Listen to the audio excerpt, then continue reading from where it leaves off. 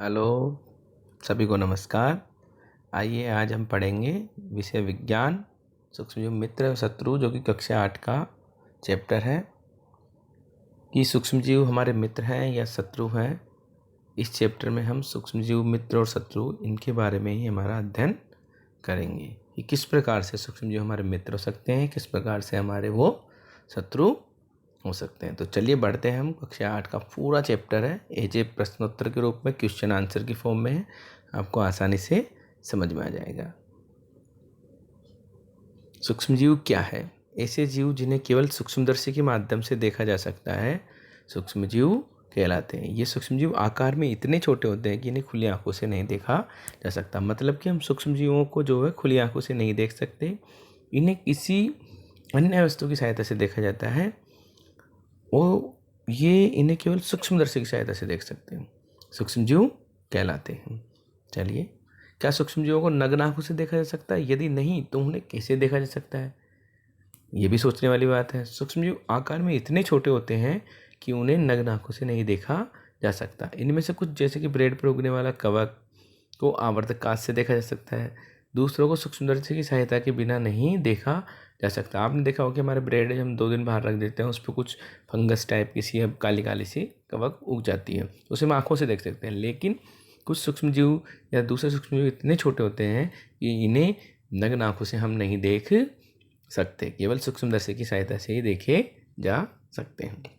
सूक्ष्मजीवों को कितने प्रमुख समूहों में वर्गीकृत किया गया है? सूक्ष्मजीवों को 4 प्रमुख समूहों में वर्गीकृत किया गया है। ये समूह हमारे बैक्टीरिया, कवक, प्रोटोजोआ और कुछ शैवाल हैं। बहुत ही इम्पोर्टेंट हैं ये सारे के सारे जो है हमारे 4 कवक हैं हमारे, सीधी सी बात है। तो ये कौन कौन से समूह है? ये बैक्टीरिया है, कवक है, प्रोटोजोआ है और कुछ शैवाल है। इनको आसानी से आप अच्छे से याद कर सकते हैं।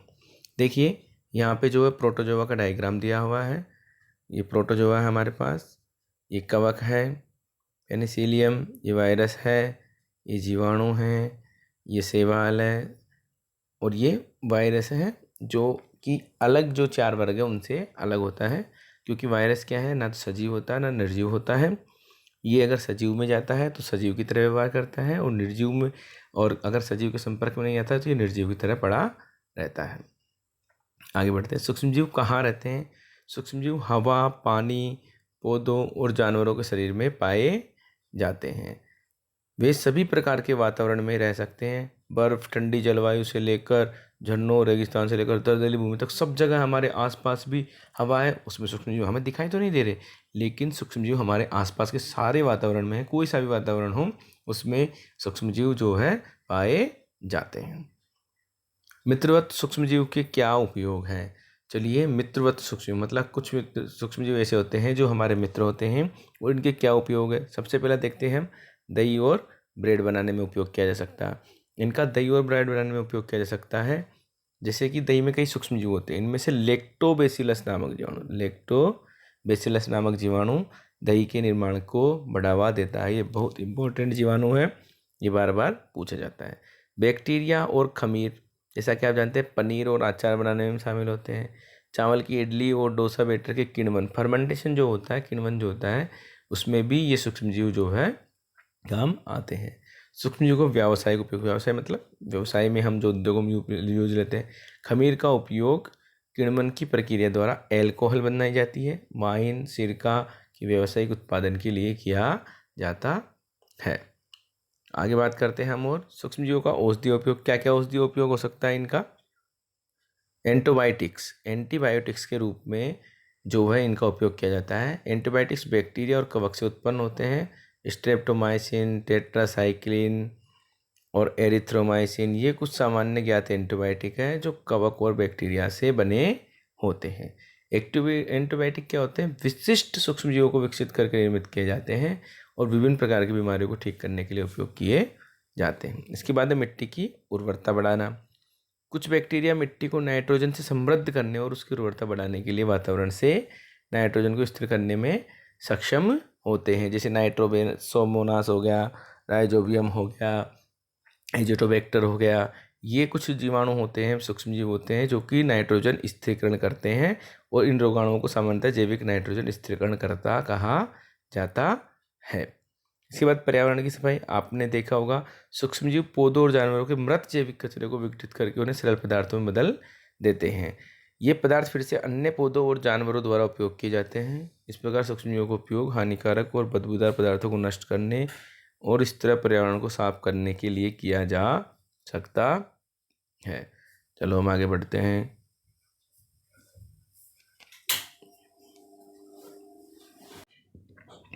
एंटीबायोटिक्स क्या है? एंटीबायोटिक्स ऐसी दवाएं हैं जो मनुष्य और जानवरों में बैक्टीरिया के कारण होने वाले संक्रमण से लड़ती हैं। या तो बैक्टीरिया को मार देती हैं या बैक्टीरिया के बढ़ने और गुना करने को मुश्किल बना देती है। मतलब एंटीबायोटिक्स का काम क्या होता है? ये क्या करती है, हमारे शरीर में जो वह उपस्थित बैक्टीरिया जो होता है उनको या तो मार देती है या उनकी जो वृद्धि होती है उसको रोक देती है। आगे बढ़ते हैं।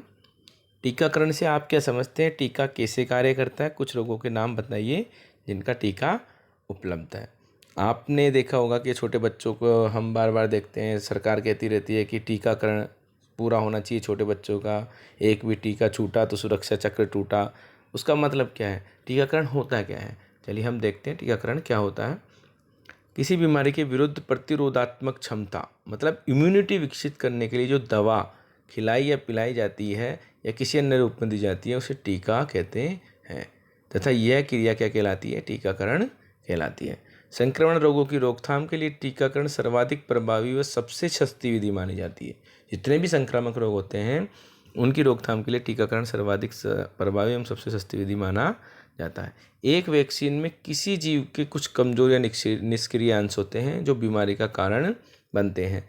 ये शरीर के इम्यून सिस्टम यानी प्रतिरक्षा प्रणाली को संक्रमण की पहचान करने के लिए प्रेरित करते हैं और उनके खिलाफ शरीर में एंटीबॉडी बनाते हैं जो भारी हमले से लड़ने में हमारी मदद करती है। टीके में क्या करते हैं? टीका बनाया जाता है जो है एक तरीके से ऐसे जीवाणु से जो रोग फैलाते हैं, लेकिन उसमें मृत शरीर के रूप में ही उनको जो है टीके को हमारे शरीर में प्रवेश कराया जाता है, जिससे हमारी कोशिकाएं होती हैं, सेल्स यूँ समझती हैं कि किसी बीमारी का आक्रमण हुआ है, वो उसको चारों तरफ से घेर लेती है और उसके खिलाफ जो है एंटीबॉडी का निर्माण करती हैं, जिससे कि उस जब हमारे ऊपर बीमारी का संक्रमण होता है तो उससे हमारे शरीर में पहले से ही एंटीबॉडी मौजूद होती है, तो वह उससे रक्षा करने में कारगर होती है। यहाँ पे टीके उपलब्ध हैं। हैजा, तपेदिक, चेचक, हेपेटाइटिस, कोविड-19, पोलियो आदि के टीके उपलब्ध हैं सभी के। और आपने देखा है कि कोविड-19 वायरस फैला था तो यहाँ पे टीकाकरण जो वैक्सीन बनाई गई थी और सबका टीका गया जिससे कि वो सभी संक्रमण से मुक्त हुए। सूक्ष्मजीव किस प्रकार से हानिकारक होते हैं? सूक्ष्मजीव कई प्रकार से हानिकारक हो सकते हैं। जैसे कि हम देखते हैं मनुष्य में रोग पैदा करने वाले सूक्ष्मजीव। रोग पैदा करने वाले सूक्ष्मजीव रोगजनक कहलाते हैं। जो रोग पैदा करते हैं मनुष्यों में, जीव जंतुओं में, वो सूक्ष्मजीव कहलाते हैं रोगजनक। जिस हवा में हम सांस लेते हैं, पानी पीते हैं या जो भोजन हम खाते हैं उसके माध्यम से रोगजनक हमारे शरीर में प्रवेश कर सकते हैं। हमारे शरीर में किस प्रकार प्रवेश करते हैं? हम खाना खाते हैं, सांस लेते हैं, पानी पीते हैं, तो वो हो सकता है उनमें संक्रमणकारी सूक्ष्मजीव उपस्थित हो, वो हमारे शरीर में प्रवेश कर जाते हैं।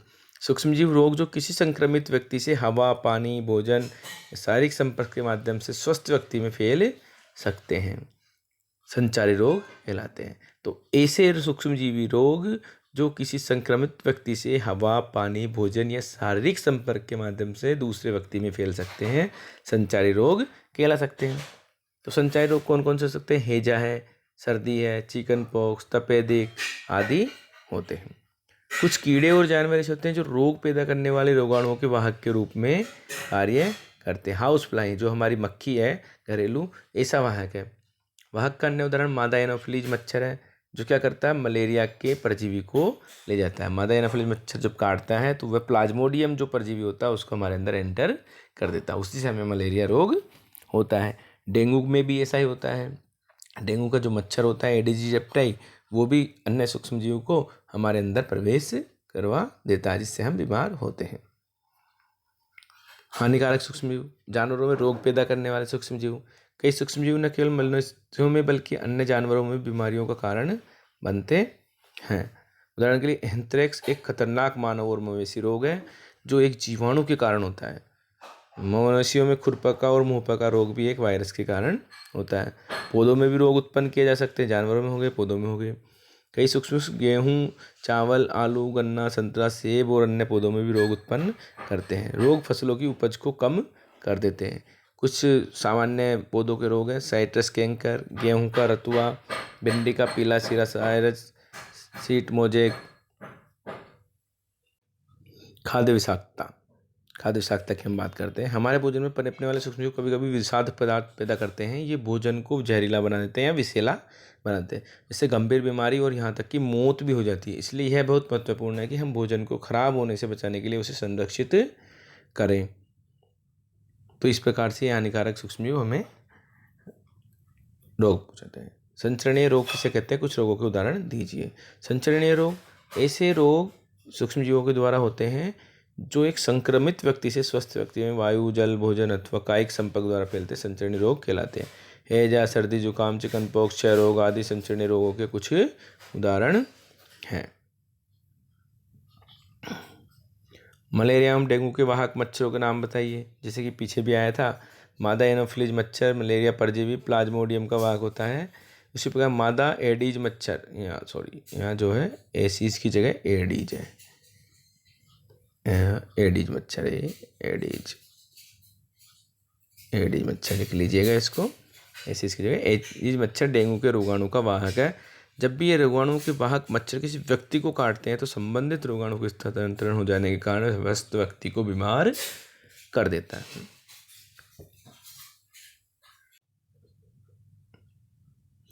मच्छरों से किस प्रकार बचाव किया जा सकता है? मच्छर क्या करती है? मच्छर रुके हुए जलों में अंडे देते हैं, अतः मच्छर के प्रजननों को रोकने के लिए घर के आसपास जमे जल को जमा नहीं होने देना चाहिए। घरों में मच्छरों को भगाने तथा मारने वाले पदार्थों का नियमित उपयोग करना चाहिए।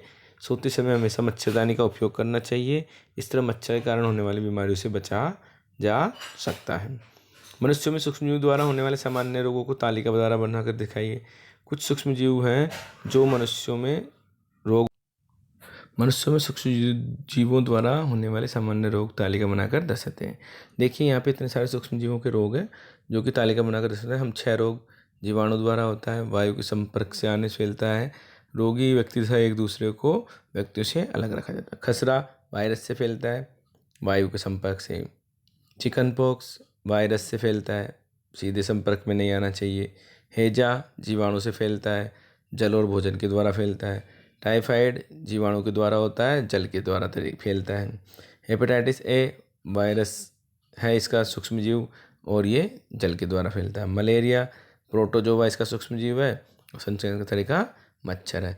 तो मलेरिया से हम कैसे बच सकते हैं? हमारे पास आसपास मच्छरों का जल का में जमाव नहीं होने देना चाहिए। हेपेटाइटिस से उबले हुए पेयजल का प्रयोग करना चाहिए। टाइफाइड से हमें उबले हुए जल का प्रयोग करना चाहिए। हैजा व्यक्तिगत स्वच्छता, भली भांति पके भोजन, उबला पेयजल व टीकाकरण। तो हम ये मनुष्य में सूक्ष्मजीवों द्वारा फैलने वाले कुछ रोग हैं जिनको हमने दिखाया है।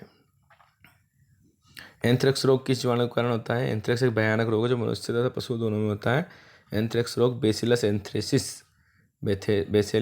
एंथ्रेसिस नामक जीवाणु के द्वारा होता है। पौधों में रोग उत्पन्न करने वाले सूक्ष्मजीव देखिए। पौधों में रोग उत्पन्न करने वाले सूक्ष्मजीव कौन कौन सा पादप रोग? नींबू का कैंकर है, जीवाणु द्वारा होता है। गेहूं की रस्ट कवक द्वारा होता है सूक्ष्मजीव। भिंडी की पीत वायरस जीवाणु द्वारा, वायरस सूक्ष्मजीव होता है इसका। और नींबू कैंकर वायु द्वारा फैलता है। गेहूं की रस्ट वायु व बीज द्वारा, भिंडी की पीत कीट द्वारा। तो ये कुछ पौधों में रोग उत्पन्न करने वाले सूक्ष्मजीव है। खाद्य विषाक्तन, फूड पॉइजनिंग से आप क्या समझते हैं? हमारे भोजन में उत्पन्न होने वाले कई सूक्ष्मजीव कई बार विषैले पदार्थ उत्पन्न कर देते हैं और खाद्य को विषाक्त कर देते हैं। इस विषाक्त भोजन को करने वाला व्यक्ति बीमार पड़ जाता है। ऐसे विषाक्त भोजन के कारण होने वाले रोग को खाद्य विषाक्तन कहते हैं। खाद्य विषाक्तन को अंग्रेजी में फूड पॉइजनिंग भी कहा जाता है। कभी कभी सही समय पर उपचार नहीं होने पर खाद्य विषाक्तन के कारण लोगों की मृत्यु तक हो जाया करती है। देखिए, तो खाद्य विषाक्त मतलब हमें भोजन में क्या करना चाहिए? ढक कर रखना चाहिए, उसको ख़राब होने से बचाना चाहिए, क्योंकि ये क्या विषैला होने पर फूड पॉइजनिंग हो जाती है और हम बीमार पड़ सकते हैं और मृत्यु तक हो सकती है।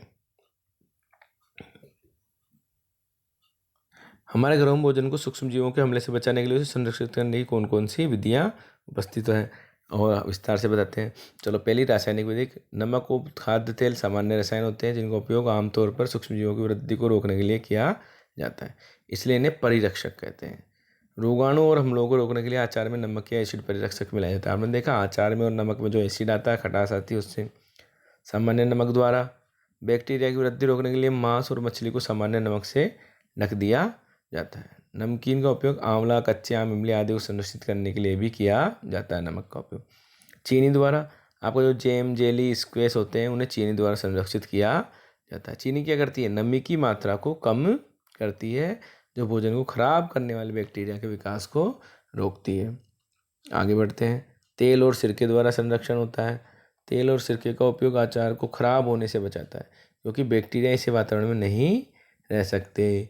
सब्जियों, फलों, मछली और मांस का अक्सर शुद्धि द्वारा संरक्षित किया जाता है। गर्मी और सर्दी का उपचार। दूध को लगभग 700 डिग्री सेंटीग्रेड तक 15 से 3 सेकंड तक गर्म करने और फिर अचानक ठंडा करके भंडारण करने की प्रक्रिया को पाश्चराइजेशन कहा जाता है। कई बार पूछा जाता है पाश्चराइजेशन किसे कहा जाता है, तो ऐसी प्रक्रिया जिसमें दूध को लगभग 700 डिग्री सेंटीग्रेड तक गर्म करते हैं 15 से 3 सेकंड के लिए और फिर अचानक ठंडा करके भंडारण कर दिया जाता है। इस प्रक्रिया को पाश्चराइजेशन कहते हैं। ऐसा करने से यह रोगाणुओं के विकास को रोकता है। इस प्रक्रिया की खोज किसने की थी? लुई पाश्चर ने। और जो हमारा ये मिल्क आता है डेयरी पे, जो कि थैलियों में पैक्ड आता है, वह पाश्चीकृत दूध होता है और इसे हम सीधे ही पी सकते हैं क्योंकि इसमें सूक्ष्मजीव नहीं होते। भंडारण और पैकिंग। इन दिनों रोगाणुओं के हमले को रोकने के लिए सूखे फल और यहाँ तक कि सब्जियाँ सीलबंद एयर टाइट पैकेट में बेची जाती है, जिससे उन पे जो है सूक्ष्मजीव आक्रमण नहीं कर सके। नाइट्रोजन चक्र क्या है? नाइट्रोजन चक्र यह एक भूजैव रासायनिक प्रक्रिया है जिसमें नाइट्रोजन वायुमंडल से जीवित जीवों में और बाद में वापस वायुमंडल में चला जाता है। जीवित जीवों को न्यूक्लिक एसिड और प्रोटीन के संश्लेषण के लिए नाइट्रोजन की आवश्यकता होती है। वायुमंडल में लगभग 78% नाइट्रोजन चक्र एक जैव भूज रासायनिक प्रक्रिया है जिसमें नाइट्रोजन वायुमंडल से जीवित जीवों में और बाद में वापस वायुमंडल में चला जाता है। जीवित जीवों को न्यूक्लिक एसिड और प्रोटीन के संश्लेषण के लिए नाइट्रोजन की आवश्यकता होती है। वायुमंडल में लगभग 78% नाइट्रोजन एक निष्क्रिय रूप में मौजूद होता है। इस नाइट्रोजन का उपयोग जीवित जीवों पौधों द्वारा तब तक नहीं किया जा सकता जब तक कि इसे अमोनिया, हाइड्रेट्स और नाइट्रोजन के यौगिकों में परिवर्तित नहीं किया जाता।